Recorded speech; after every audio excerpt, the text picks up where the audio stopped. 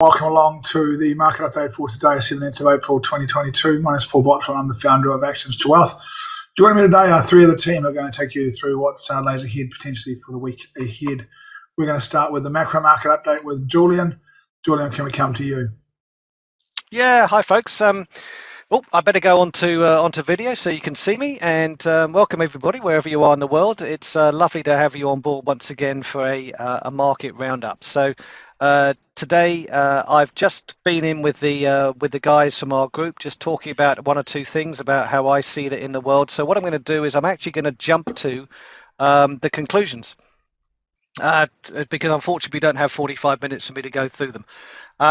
Really what I'm looking at right now is a significant change in the way the world order is starting to work from a global macro perspective. There have been some things that have happened over the last 2 or 3 months which I think are pretty significant.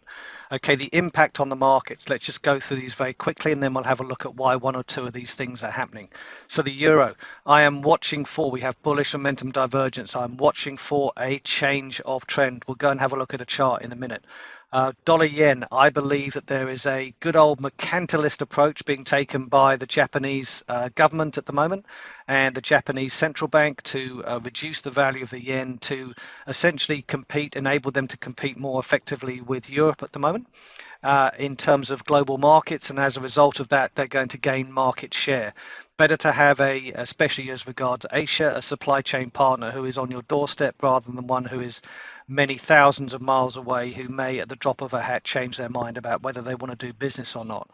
I'm looking at the oil markets witnessing essentially really an uptrend. There's not really been any great change within the oil market. I think $93 is a key point on WTI. Below 93, I think the market has a problem. Above it, it's still good to go for the bull market. And quite frankly, I don't think this energy journey that we're going to go on this year has been resolved. There doesn't seem to have been any resolution, certainly in the Ukrainian conflict, which is one of the key causes of the dislocation at the moment.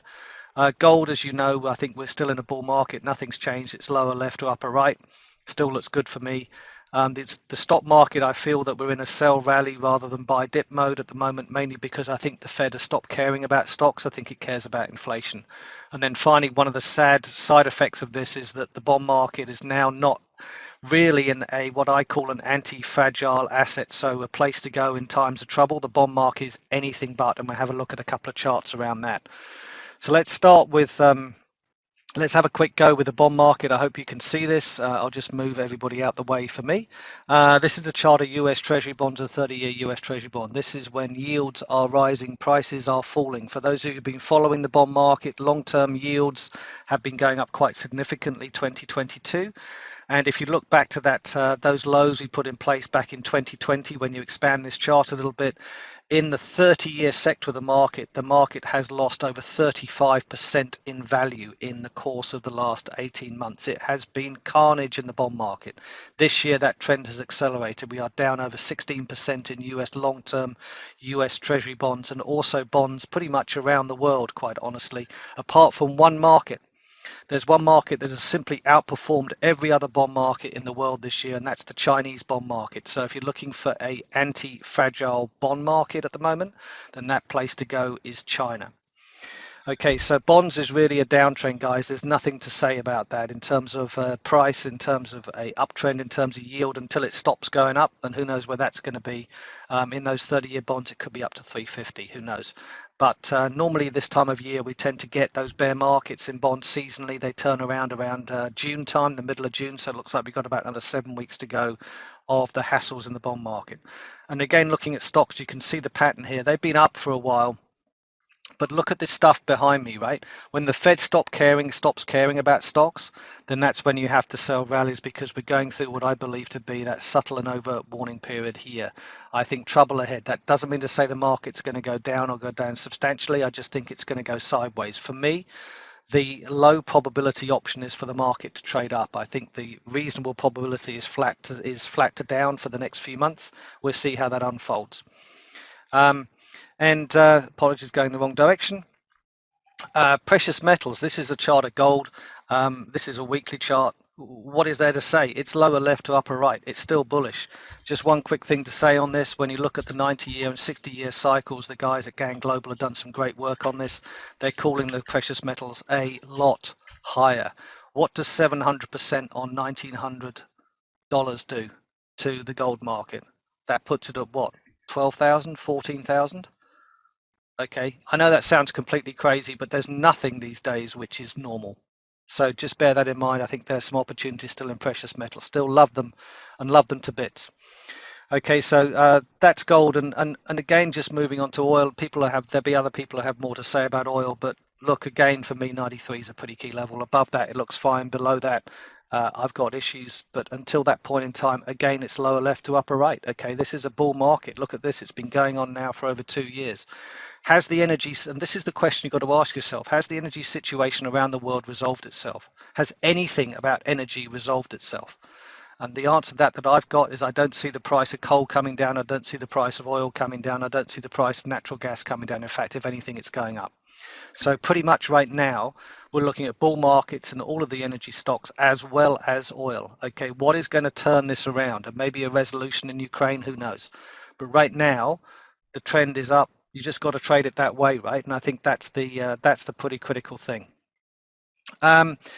One other thing I just wanted to say around currencies, right? We go look at the euro in 2 seconds. The press around the UK has been absolutely appalling for the last 6 months. Everybody, I think, pretty much universally dislikes Boris Johnson and his politics and his policies and his cavalier attitude to the British public.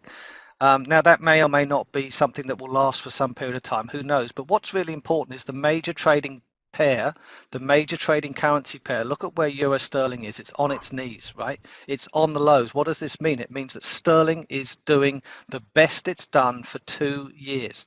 So there's all this talk about the disaster unfolding in the UK, but look at what's actually going on in price terms. What's going on is the market is telling you everything is fine. In fact, it's more than fine. The market is telling you that overall it loves sterling. So just bear that in mind. Okay, so look past the rhetoric, look at the prices, look what's happening. Okay, look, there'll be other people talking about dollar yen. I'm not even going to cover it. You know, you can see the charts as well as I do. It's the topic du jour at the moment. Okay, the key thing for me, and we've spoken about the mercantilist idea, right? So that for me is the absolute underlying trend that is happening right now in the dollar yen. Other people can talk about the short-term technicals. What I'm seeing here on the euro, when we look at the euro, right, what I'm seeing here is a bullish momentum divergence. So again, everybody hates the euro. Well, maybe people ought to read Lagarde's speech on Thursday. She seems to be one of the few central bankers in the world that absolutely gets it at the moment. Certainly gets it compared to the Fed. The Fed seem to be in some kind of hubris world that I still don't quite understand. They talk about interest rate rises, they talk about changing things. All of a sudden, the market responds. They feel very pleased with themselves. But, oh my God, do you really want to be doing tightening and interest rate rises at the same time in the States? At the same time as potentially the economy starts to turn down? I don't think so.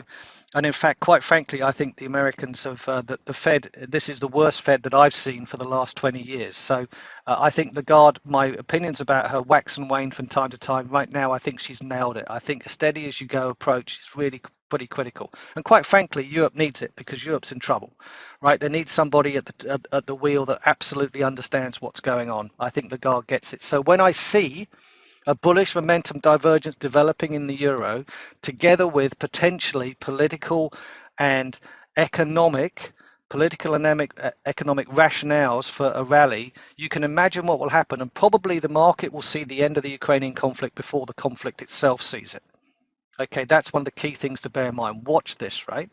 Because the euro to me is an opportunity here. So I grant you the trend is still down. You start to see price action that supports an uptrend. I think you need to be thinking very carefully about that. We have bullish momentum divergence taking place. Doesn't always win, but 9 times out of 10 it does. Paul, that's it for me. I think I probably said way too much already. So I hope that gives everybody a roundabout view about what I've been talking about for the last hour. I went into that in a bit more detail, and over that, and for the members of the team of Actions to Wealth, they get the opportunity to see that. So, guys, thank you very much for listening. Cheers, Julian. Thank you very much for that. And thank you for your earlier session. I understand there was a few issues with that, and we'll have a recording up for that reasonably soon. So thank you very much for both sessions on a Sunday afternoon here in